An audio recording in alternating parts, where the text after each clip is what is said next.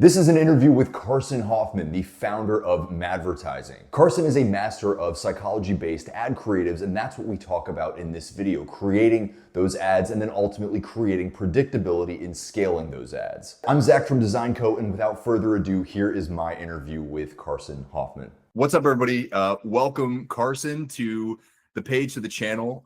Carson is the co-founder or the solo founder of Madvertising. You focus on psychology-based, I believe mostly static ads, but I see that kind of play into your overall marketing strategy that you're offering.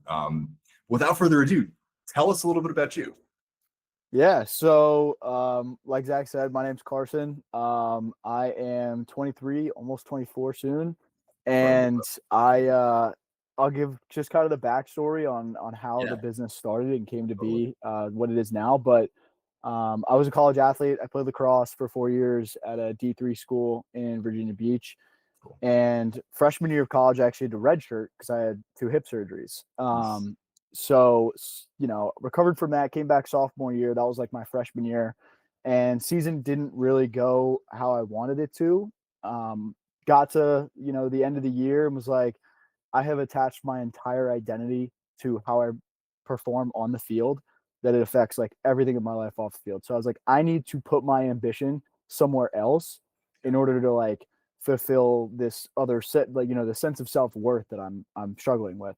Hmm. And a lot of my teammates and classmates were all going to get internships and jobs. And I was like, I don't want to do that. I was like, that doesn't sound appealing. So I spent that whole summer after sophomore year, leading into junior year, just studying marketing and everything I could, from like branding to email and SMS to advertising to all this, like all that stuff, SEO. And right before going back to school, I started the business officially. Um, and at first, it was just Google ads, and I quickly realized how much I did not like it. Hmm. Um, so after about 6 months, I of being in Google Ads, I was like, I hate this. Let me pivot to more of the creative side, because that's something that I think is very important, is being unleashing the creativity inside yourself. So I got into Meta and started really digging into the whole world of advertising. Why ads works, what doesn't, what type of ads, all this other shit. And then as that has kind of progressed through the years, I'm where I'm at now, where I own my own agency. Full time on it since graduating. And one thing people usually don't know is my 2 years, first 2 years of business in college, I worked for free. So I worked with clients just to get skills and build up confidence and do all this other stuff, because I Sure. was, part of the fear was, I'm a college athlete. I don't know how much time I'm going to have. If I can work for free, one, it's no burden to them, Right. and it's no like Right. risk for them, and I get skills, right? Because just time wise, like being a student, being an athlete. Junior year, I didn't have a social life. Senior year, I wanted to enjoy a little more, so I did. Um, and now it's kind of brought me into this world where um, I focus heavily on the psychology side. That's something I found I really liked in high school. I took a psychology class and a sports marketing class. And, Cool. coming back to now, it's like those funny how those two things were my favorite classes and they've blended together. Right. I think they go very hand in hand. So I'm a big psychology nerd, human behavior, evolutionary psychology. I'm very fascinated with the creative side of advertising. I think there's a lot that nowadays people overlook and neglect in terms of like taking from the real world and Right. thinking about humans, not just about, what other people are doing in ad libraries. Yeah. So that's a not so quick overview of me and who I am and how I got to where I am today. Sweet. Sweet. I mentioned to you before this that I'm really interested to learn about that aspect of psychology and kind of what you are seeing working with people. And I also told you that you have a bunch of interviews already on YouTube where you guys talk a lot about your history. I do want to backtrack just a little bit because you mentioned you've talked about your parents and their service. And I mean, I understand that your father is like really high up in the Yeah, military, and I'm he's a big curious, fun like, guy. yeah, yeah, like beyond just being a military kid, Like, how did that inform your work ethic? I mean, if you could kind of talk about your parents specifically at all, just as much as, I mean, just as much as you feel inspired to kind of riff on that a little bit. Yeah, Excuse me. So I think for me, like I grew up, both my parents are Marines, for those who don't know. Um, and I was telling Zach off camera like how they met in flight school and all that stuff. So I grew up like in a very, disciplined household. My dad was deployed a lot, so and I'm the oldest. To me and my younger brother, so I had to be more of an adult pretty quick. sure. I matured a little bit faster, which I'm thankful for. Um, I think like one of the biggest things my parents have taught me is you have to do hard things even when you don't want to, Mm, and you'll be better for it. Like we always talk about in our house, like face adversity with your chin up and your chest out. mm, That kind of thing. And my parents have always been a very big source of like, it doesn't matter what it takes, just keep going. sure. So I Yeah, think like in for us, like my brother and I especially, everybody goes through their own ups and downs and all that stuff. But I think for us, it's like knowing that having our parents as an example has been a huge inspiration, and having them be two people who are very, very much so like role models, not just to us, but I see how people talk about my dad, especially in the military world, and talk about like my mom being a badass too. Like that's super super cool, and you want to have people talk about you the same way. So I sure. think that carries a lot of like how I am as a leader, how I am as a person, and just showing up every day whether you don't want to or not.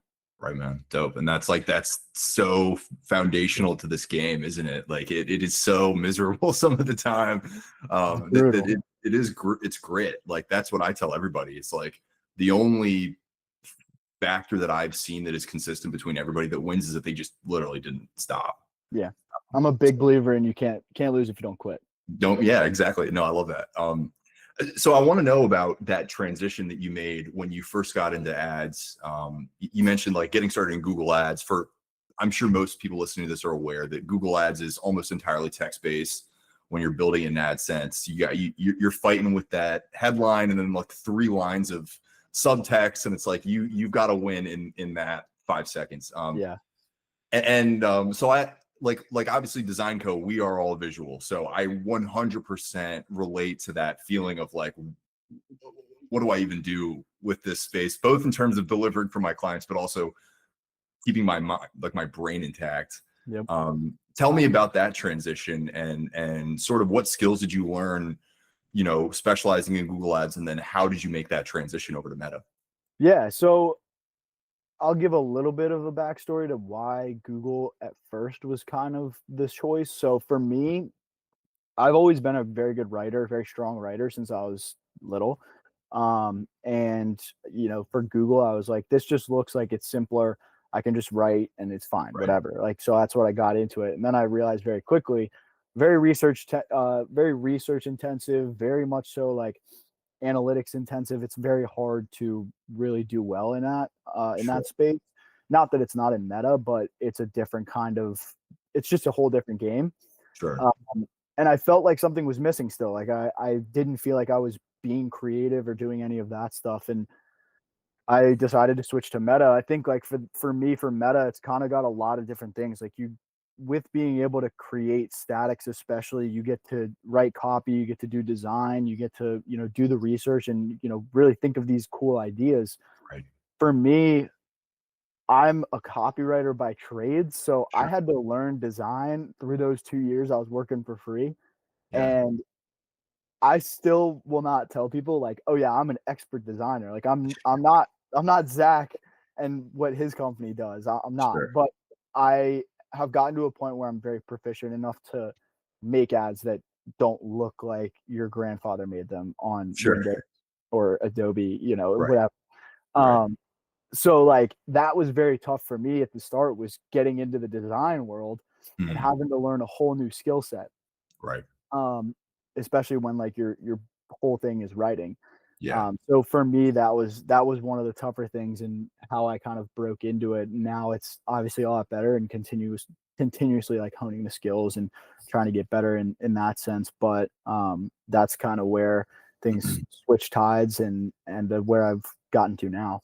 Cool, cool. You are a really phenomenal writer, and that's actually kind of what brings me here originally, which I mentioned to you. I've read your LinkedIn posts, and I think that that's something we could perhaps talk about. I think Yeah. that LinkedIn's a big game changer for a lot of people right now, just in terms of a social Like the way that I feel about LinkedIn is like the things that we're working on Instagram and Facebook back in 2015 when I was like 18 and just kind of trying to get into social media. It's like all that same stuff is back, but it's on LinkedIn, and Yeah. everybody's really trying to maintain this more cordial presentation because it's like we're not here to shit talk each other. We're actually here to like build relationships and network and these kinds of things.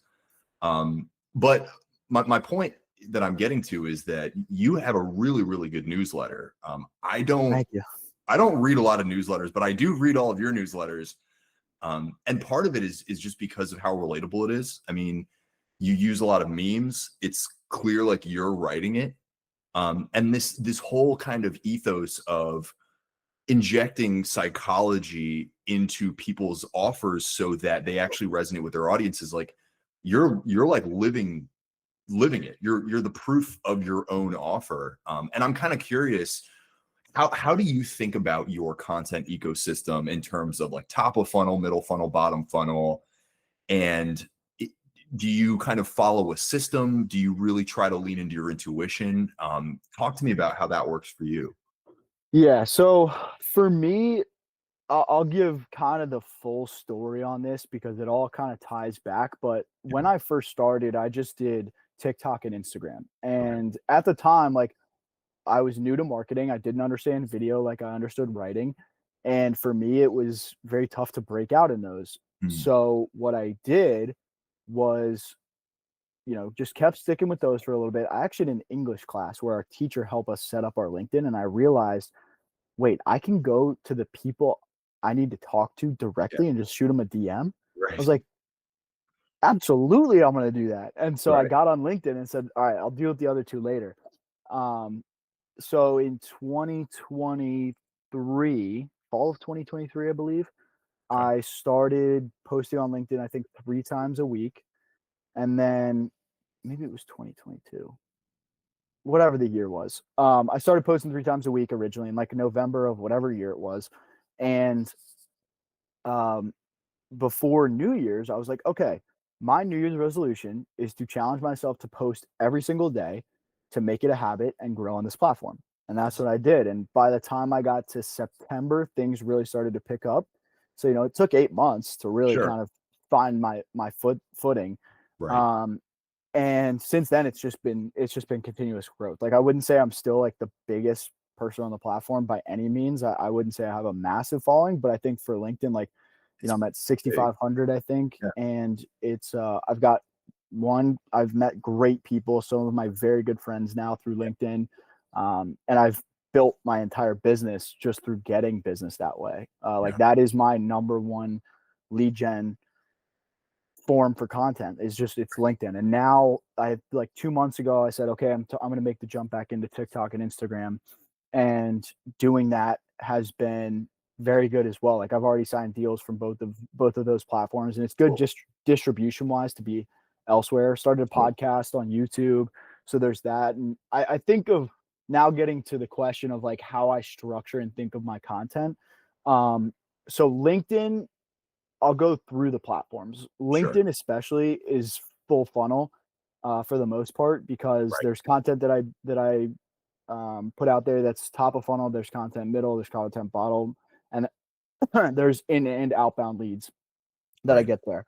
So for me, the top of like the content pillars themselves, there's 3 content pillars that I talk about. It's advertising, creative, and psychology. Those are the Mhm. big three. Like whatever, and then within each of those, there's many ones like the psychology parts, like the principles, how you can structure ads to psychologically get people to read them. Right. The creative part is like how to think of ideas. I would even include like some of the ads I put out there in the creative bucket and the advertising bucket. And then the advertising bucket's more of just like the industry itself, what works, what doesn't, all that Right. shit. And so each of those has the subtopics underneath the pillars, and each like my posts every week are very different. I would say a lot of the breakdowns I do tend to be more top of funnel. They just for some reason tend to reach newer audiences, I think, because they're pretty broad. Right. It's less about me and like my experience and more just about the ads themselves. Sure. So, Mad Ads Monday, for those who don't know me, I post 5 ads every week on LinkedIn on Monday of like some of the craziest ads I found and just break them down pretty briefly. Right. And most of that too is at the end, I'll try to drive people to the newsletter for more in-depth stuff. Um, and then the rest of the week is just like how to's, psychology principles, another like ad breakdown, and then an ad I've made, maybe a personal story. So I kind of try to diversify it a little bit more on LinkedIn. Mhm. And it works pretty well. I think like in the last couple months, the inbounds have started to come in a lot more, which is pretty good. Cool. Yeah. And then just getting started on TikTok and Instagram, I'm using those as kind of a dual system, right? So one of them, one of the one of the systems is build just total market awareness of like advertising as a whole. I repost a lot of ads on Instagram of like just the funniest and most creative stuff I have, right? And a lot of that is just for anybody who likes advertising or likes funny stuff. Maybe you'll drive into my profile and get them to subscribe to my newsletter. Yeah. And that's really for advertisers and early founders or founders who want to improve their advertising, whatever. Yeah. Um, so those two have been very good on that. They've also been good for when I post ads that I make. That's usually what's driving the leads. Um, and then YouTube is kind of right now just for more distribution. I haven't figured out exactly what it's for yet. I think for my partner and I for the podcast, we're gonna try and make it focus more on like the thought leadership side as well Sure. as just like entertainment. Right. So we talk about different things there within those 3 pillars that I mentioned. But it's kind of it's working, it's going well. So that's kind of like the long breakdown of the content I make and how it goes about and why why I'm on these different channels for different purposes. Yeah. Before I ask you the next question, do you have when you think about your goals with content, I mean, do you think about it kind of through this longer term lens of like, here's what I'm going to do now versus here's what I'm going to like focus on next year versus like, here's what I'm kind of building up to ultimately? Or do you feel like you're flying more by the seat of your pants type thing? I think for me, it's like I have a general goal for each platform, but for the Okay. most part, I'm flying by the seat of my pants. Like I'm Totally. just We all are. I'm building the plane on the way down. Yeah. Just like in business. It's I Right. think for me, I'm very big on one winging it. Like I don't think you can plan everything because so many things are unpredictable. But Sure. I think it's good to have a general view of where you're going. Okay. For me, like the short form video side, that's very much so for just building a monetizable audience and then driving more distribution for inbounds. Right. It's more social proof. It's all this other good stuff, Totally. and Yeah. it's different ways to make money. Um, LinkedIn for me is a very much so like relationship heavy platform. For Yeah.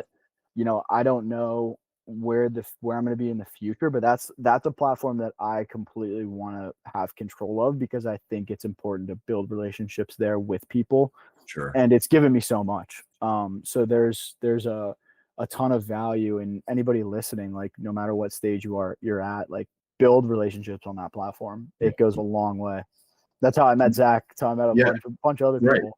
But I mean, so far that's how we've had almost all of our success personally. I mean, um, when you think about, I'm trying to think through the perspective of being brand new to content, like walking in the door, kind of seeing everything that's going on, and it's overwhelming, right? And one of the things that I kind of try to talk to people about is this idea of like mastering one platform at a time.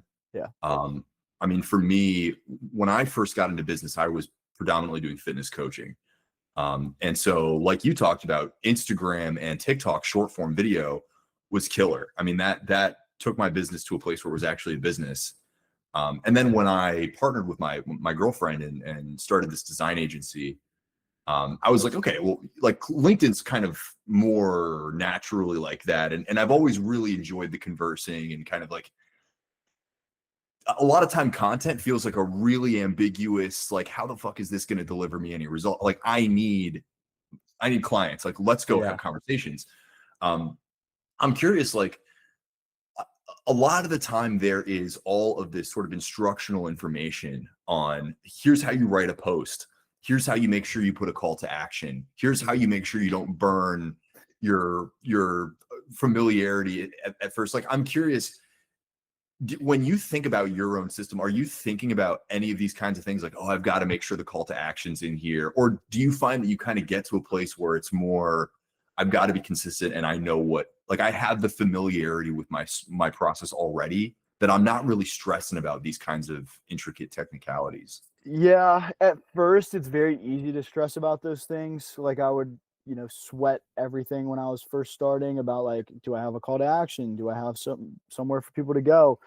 Is my hook good enough and all this other stuff. When you get used to it and it starts to become second nature, that stuff kind of takes a back seat and it does happen naturally. Like now it's pretty standard. I'll put a call to action of some sort in the end of a post or in the comment section. But at the start, like, what I want to tell people as well is if you don't post content, one, you should. But two, you're gonna suck at first. Like Yeah. we all suck at first. Right. It is Right. it is an absolute learning curve. There's very, very few people who hit content and get famous or go viral right away. It's Right. a long, long process. Yeah. Um, it's one of those things that's like it's really frustrating because you want the instant gratification, you want things now, like leads and business and money, Sure. but it is so important to have a long-term view. I mean, I thought for my LinkedIn, I was like, I'm not doing this for the next year. I'm doing this for the next 5 years. Like I Right. was like, I'll blow up in 5 years. And Right. I wouldn't say still like I've even blown up. I would say I've built this following that I have in the community that I Yeah. have just by chipping away brick by brick. Right. I'm not one of those people who's had a post or many posts go viral on Yeah. LinkedIn. And now, virality on LinkedIn is kind of a different line than TikTok and Instagram. Um, for LinkedIn, I would say like I've maybe gone quote unquote viral once. Um, but other than that, it's just like consistent. You're gonna have super up days and super down days. Sure. But the key is just like look at what you did and what went wrong, Right. what you could have improved, and then keep going from there. You've talked a lot about this idea of looking into the future and kind of future pacing based on much longer time horizons. How do you look at all of this from, how do you kind of balance the juxtaposition between your business, so like advertising, and content that is done on behalf of the business, that it sort of like comes of the business, versus content that's you? And so I'm wondering, like, do you navigate the difference between advertising and like the future of your personal brand, or is that sort of a thought process that doesn't come up?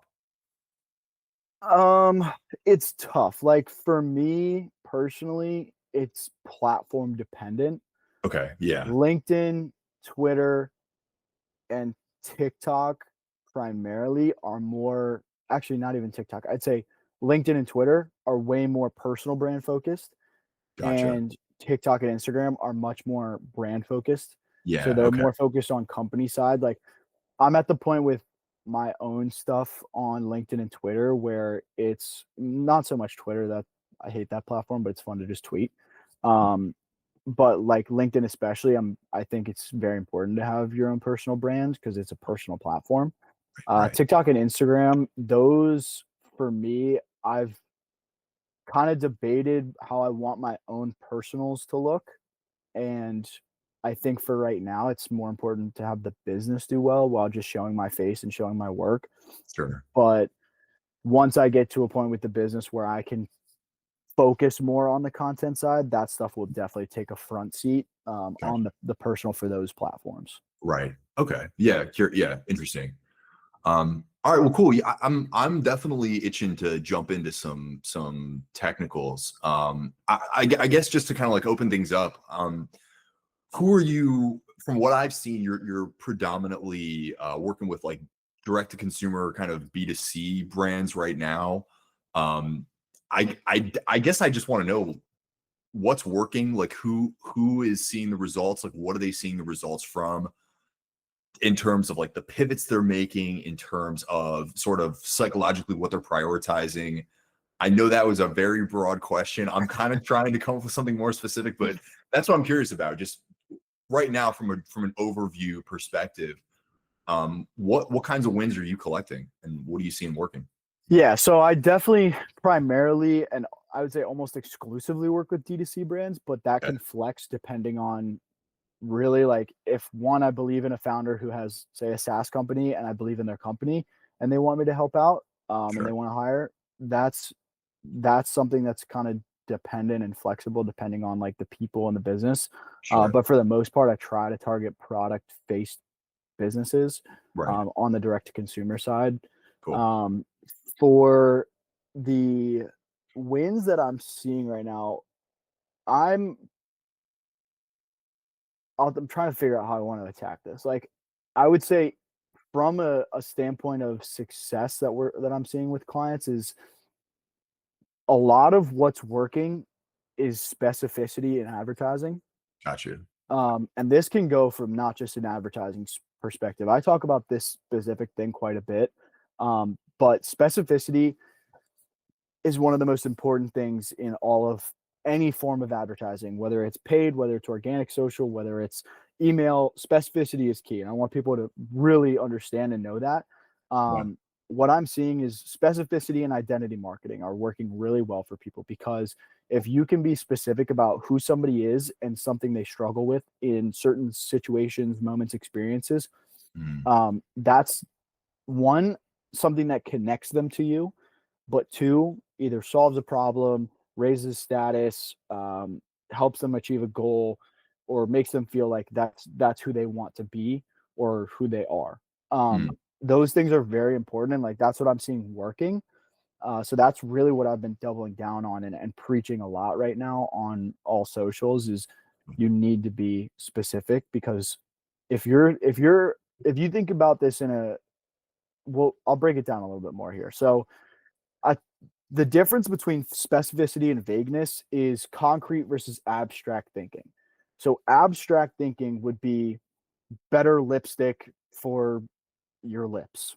Right. That's abstract. What is better? You could say plumper lipstick for thicker, fuller lips. That's concrete. You have to make when you're specific and you use visualization words, concrete words, people Right. can see it in their head, and that's when they start to see themselves. But if you're Right. being very vague, that doesn't give people the opportunity to paint their own picture. Right. So specificity, whether it's in, like I said, ads or organic social or email, that is what's really key to people. And one thing, kind of pivoting on a subtopic of that is speaking to moments and situations that people Cool. can relate to. Right. So, what are some things that like designers, right? One thing that you guys might struggle with is just like me, right? Getting ideas. That's a huge one, right? So, Sure. what are specific moments in your world that could be a meme for you to market? Like you could do staring like I did this yesterday as a post on Instagram and TikTok, like staring at a wall, going out and walking and touching grass, like taking a shower, all these Right. other things. Like those are moments where people are struggling with something, and Right. that's the specificity that gets people to relate to you. Cool. Do you have any sort of like tools or monikers that you instruct people to kind of use if they're trying to come up with this? So like mental tools or language tools that it's like, okay, if I'm trying to be specific right now, what what exactly do I do to go through that process to come up with the specific situation that my customer can imagine? Yeah. So one is just grab a piece of paper, grab an iPad, grab your laptop, whatever, Right. and write out what it is that you're trying to accomplish. Like, are you trying to make people feel a desire for lipstick, right? Like you're trying to make people buy your lipstick. Okay, well, what do people want in lipstick? Right? This is top of mind because I was just doing stuff for a makeup brand. But when you start to see, okay, the end goal is this, you can start to work backwards, right? So you start with very abstract thinking. They want better lips. Okay, well, what is better? And you Right. can this is a method that I actually Harry Dry came up with, so I can't take credit for this. Okay. But you start at the top of a page with abstract. You write the word abstract, and you put an arrow or a line going down, and write concrete. Right. Start with better. That's abstract, right? Right. And then you start going, okay, well, what is better?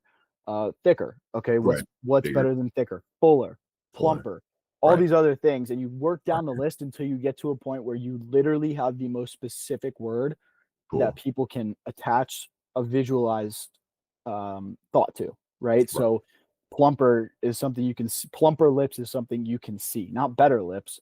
You can't see better lips because that's different for everybody. But plumper, everybody knows what plumper is, Right. right? It's bigger, fuller, more vibrant, stuff like that. And then Right. it's just kind of working down the list. So that's a good concrete way to do Yeah. it. Another thing I'm very big on is just brain rotting all over a fucking page. Mhm. Like just straight spew out every single idea or word or association that comes to mind when you're trying to think of a good idea. I had to do this the other day for a client I'm working with for a billboard and out of home stuff. Is I was like, okay, what is just this brand and what are things that I think of when I think of this product?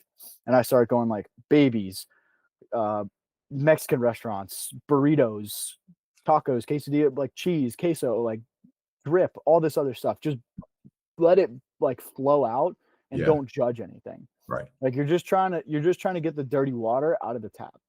Right. That's it. Yeah.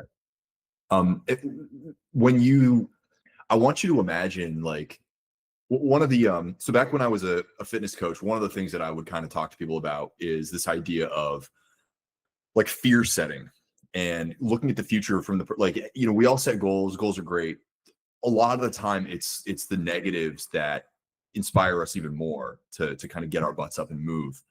One of the questions that I would always ask people is, you know, 9 months from now, if things continue to go the way they were going, and your negative habits, the way that they are right now, continued, where would things be? I'm curious when you work with clients, and I assume, you know, I assume you do a great work. Yet I'm sure there's now and then there are people that don't do exactly what you tell them to do, or they kind of stubbornly stick to their own process, and they continue to sort of get bad results or like continuously worse results.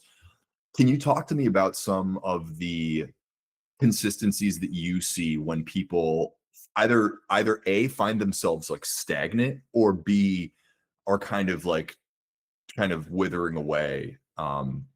Yeah. Yeah, the biggest one, especially for Meta, is if you're like companies that really struggle are companies that don't post consistently on organic social. Okay. Okay. Um, Yeah. they don't take it serious or they don't put in the effort. They don't do anything. They're super concerned with like how their grid looks and the overall appearance. It's like grab your fucking phone and just film something and put it Yeah. up. Like, Right. please, for the love of God, because when you think about organic as its own entity and separate engine, Yeah. it's one, a form of social proof. Followers matter. I don't care what Absolutely. anyone says.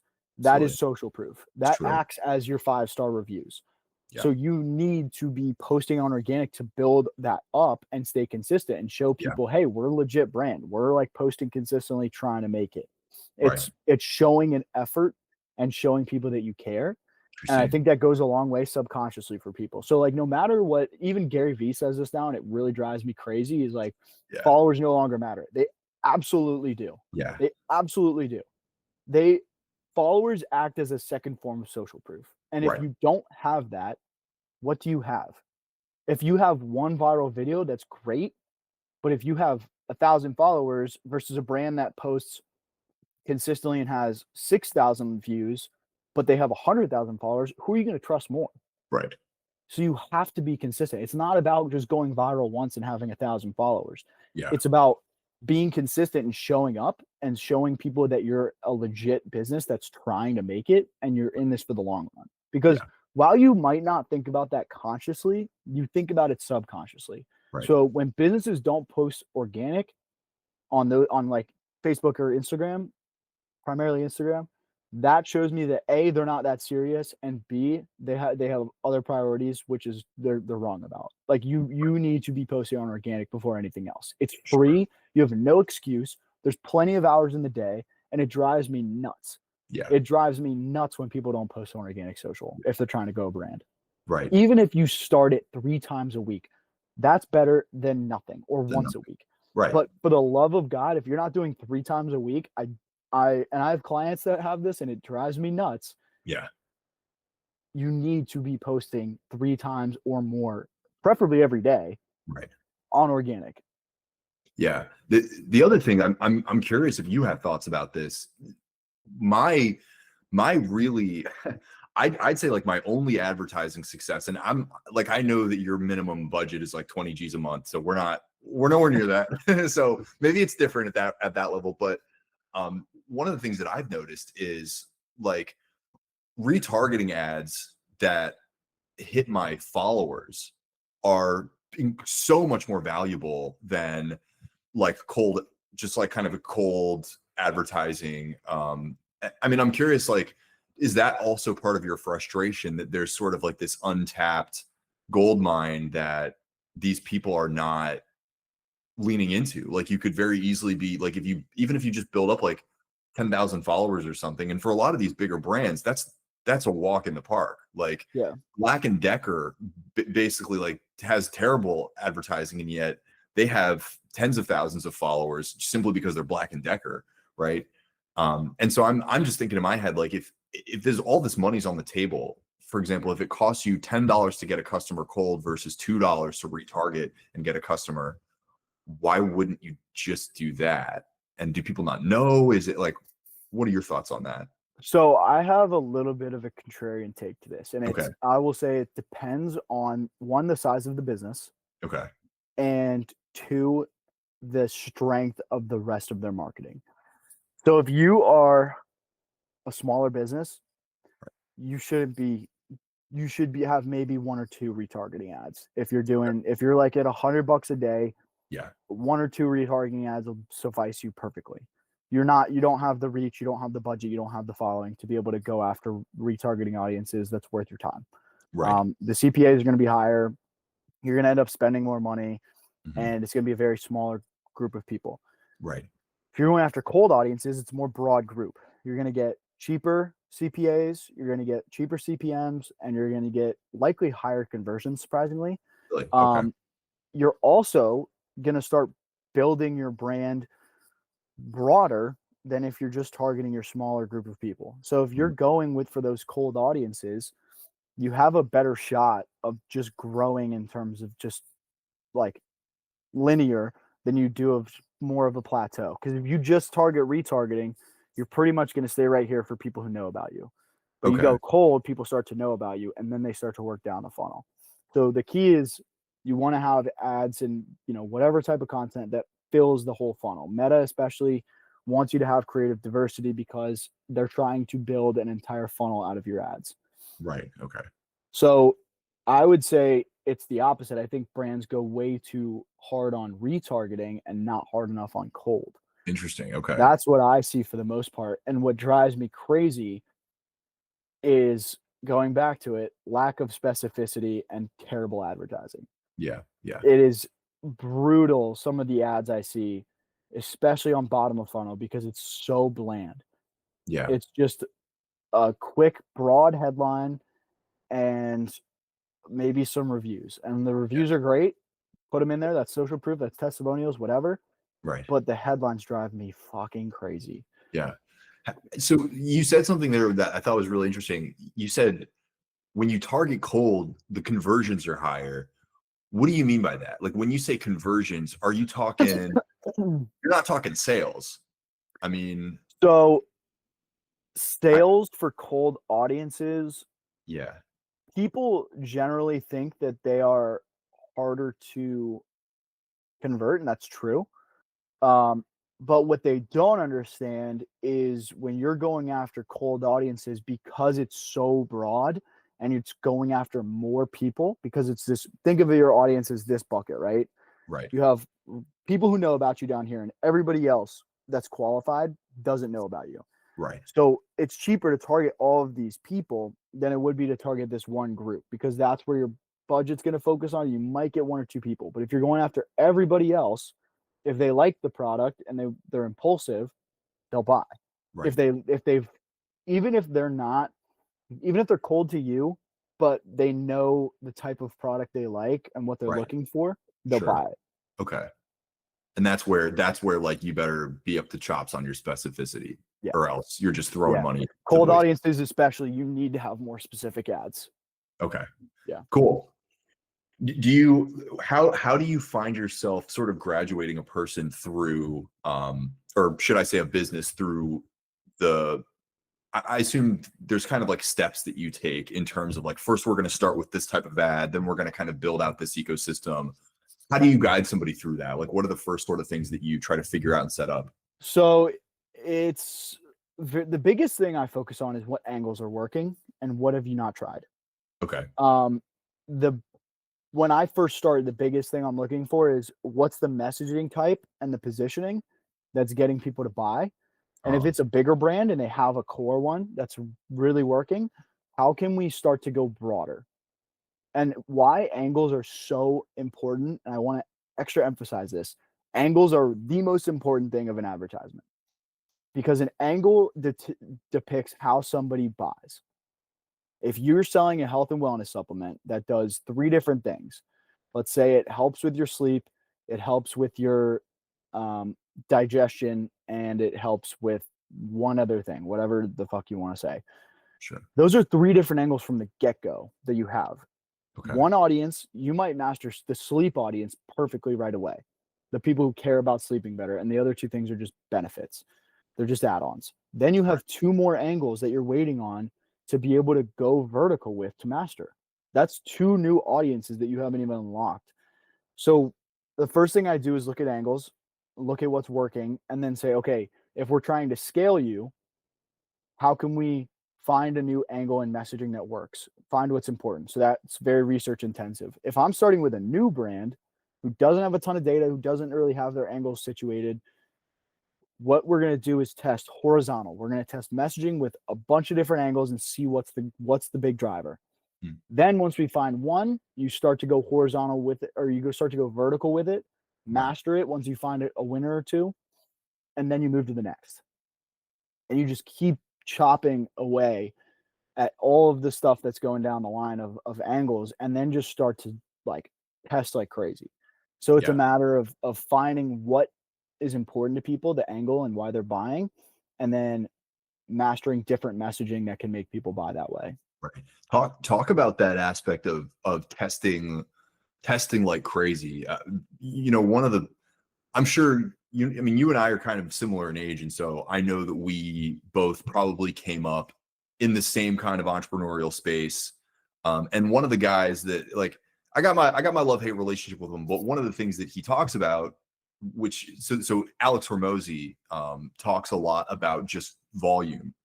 And that, one of the things that I often hear from people like you that work in sort of the meta suite or these other kinds of big ad suites is like, most people, they think that they're testing with enough information, whereas they really need to have like 30, 40 different ads, like all of these different creatives built out so that we can gather as much data as possible. I mean, do you kind of share that experience that people tend to under test, or they have lower expectations than what's actually necessary?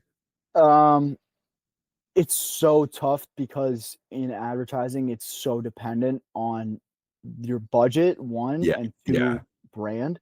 Right. So if you're a smaller brand, you don't have the capability to be able to push out 30 ads a week. Right. And you don't have the budget to support it. Sure. So you're better off with like 3 or 4 to probably up to 8 if you're in a smaller pool. And I'd say that's probably about maybe 5K a month, 3 to 5K a month. That's what you're looking at. Right. If you're at 10 to probably 30, you can get away with like 30 to 50. It really just is very budget intensive. Okay. One of the things I will say is like, and this kind of drives me crazy, is yes, volume is super important, and I don't want people to get the wrong opinion because it breeds quality. Right. But if you're not doing your research and know what's important to your customer, Right. doesn't matter either way. You're gonna be pushing out shit. Right. So you need to have an understanding and do your research. And I'd rather people put out more quality ads that at least have more refined messaging and design Yeah. at their cap Sure. than as opposed to just throwing out anything they can. And don't focus on your product because nobody cares about it. They care about themselves. So Yeah. make everything in your marketing oriented towards the customer, not about you. Cool. Do you, when somebody's at that smaller level, like, what do you recommend they focus on testing or differentiating that might Angles. be different? Okay. Okay. Yeah, that's the number one thing you should be testing, Interesting. because that's you're gauging importance of what matters to people and why they're going to buy, and then Right. from there you're trying to figure out what messaging can I frame this around, how can I say it differently, and how can I reframe this to get people to buy in different scenarios. Cool. So it's really important that way. Like going back to a supplement example, if you have a supplement that helps with sleep, you've got the people who have sleep apnea, they have people that have insomnia, you have people that just um, have trouble shutting off their phones, and people who are relying on melatonin. Like there's so many different ways to swing Right. it Totally. within that angle. It's just a matter of finding the messaging and why what people care about. It's fascinating to hear you talk about that because most of the information that I typically hear when it comes to like test different ads, diversify stuff, I don't often hear people talking in this sort of a fundamental way like you're talking about, that it's not like what you're not doing is just changing the creative and being like, oh, a different creative might get more traction, or you're not just changing the headline, a different headline might get more traction. I mean, this is the kind of stuff that people will tell you, is like, just take your offer, frame it different ways. But what you're saying is like, yeah, frame it different ways, but frame it in different ways, not just by changing the text or changing the picture.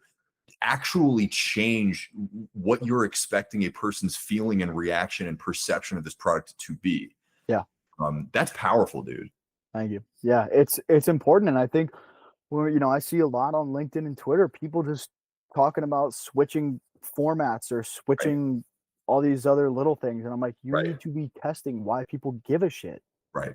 There's so much potential in angle diversity that people don't talk about or attack or do whatever with. And they Yeah. just talk about these more minute things, and they're like, oh, you need to take bigger creative swings and change your format. It's like, yes, but at the same time, if people don't care about what you have to say Right. because you're targeting them in the wrong emotion, Yeah. why do you think a format's going to change that? It's not. Yeah. It's funny. I got to give credit to my mom in this situation, because my mom is the one that, growing up, she always instilled in me, wherever you go, you take yourself with you. Right. And so that's sort of like what I'm getting out of this, is like, you're not gonna like jump to YouTube, or you're not gonna jump to Reddit ads and find your home run if you're not speaking to your customer in a way that they actually care. Yeah. Um, there you go.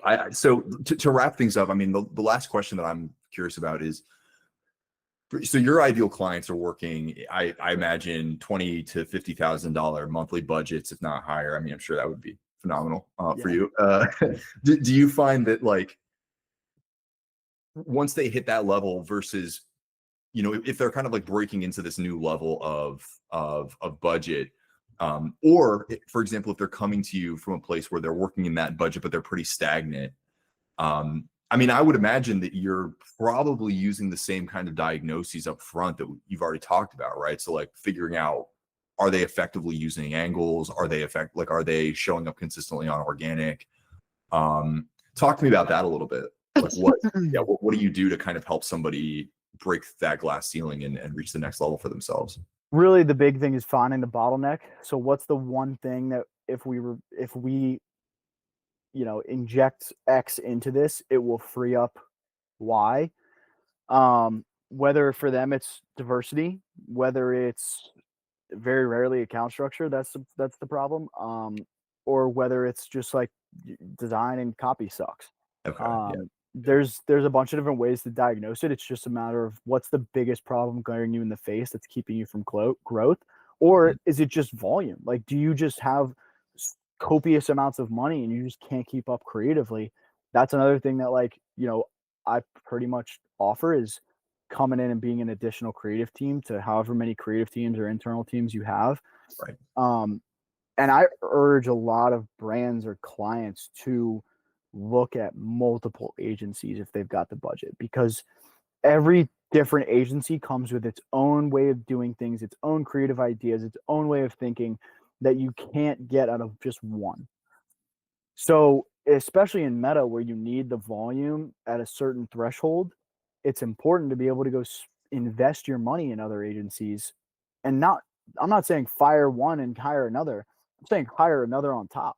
Sure. Like Yeah.